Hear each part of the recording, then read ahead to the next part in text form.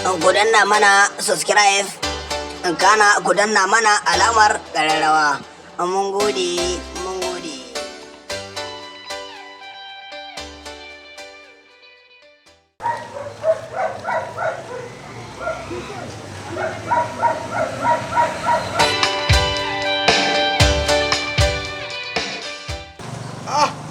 Sabon zuwa mai gadi. Kai na gida na. Sabon zuwa mai gadi. Wallahi ka gani. Ya yi kyau. Ya hidima to. Kwana biyu ka san shiru ne wallahi. Haba saboda Allah. Wallahi kai dai ka bari gaba ɗaya kusan garin ne ya yi rumfa ne. Wallahi Allah. Wai kai ma kana karɓa ne? A'a kai kuma saboda Allah wanda ka gani nan ne ai kai ma ka sani. To ita wannan hular ya ke ne ta kula da dauda. Kaka na ba ne ita. Kakan ka. Kalauci ne. Yanzu na ina kakkaba ka ga giwa ta faɗo. A gaskiya dai. Wallahi ya ga zan tafi. To shikenan. Ka san ni kaf garin nan ba inda nake zuwa na je na zauna na huta na daɗi irin na kuma ni ba wani bane ba sai dai kai ne. Kai a zan na gode Allah sarki. To shikenan. To ba matsala. Yawwa. Wallahi. Ka san fa ni da kai ba.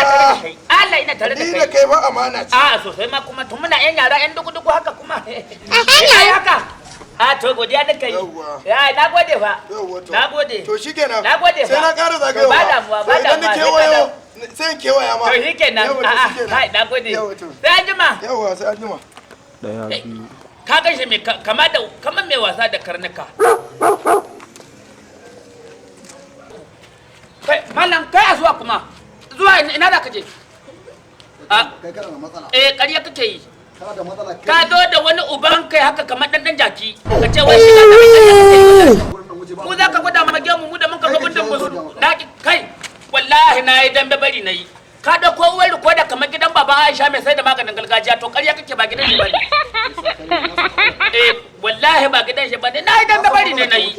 Wallahi sai ta da tuba. Allah wallahi sai ta da Allah sai ta da tuba. Wallahi sai ta da tuba wurin ga wallahi. Ai ba ka sani ba.